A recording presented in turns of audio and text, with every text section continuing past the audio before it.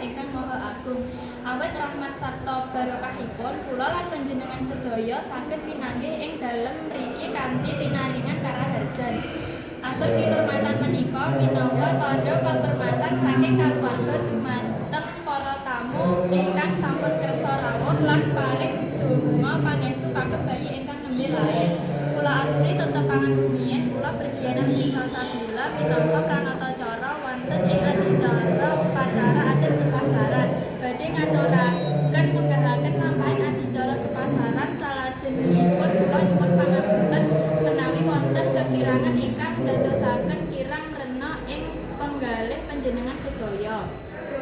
Supados boten ngasugaken wekdal mugi kersa dipun paringaken menggahaken lampahing adicara ing enjing punika inggih menika adicara ingkang sepisan pambuka, adicara ingkang kaping kalih maos doa, adicara ingkang kaping 3 pengumuman asma bayi, adicara ingkang sekawan pencukuran rambut utawi pundutan, adicara ingkang gangsal pemotongan tali pusar, adicara ingkang kaping 6 kenduri, adicara ingkang kaping 7 panutup.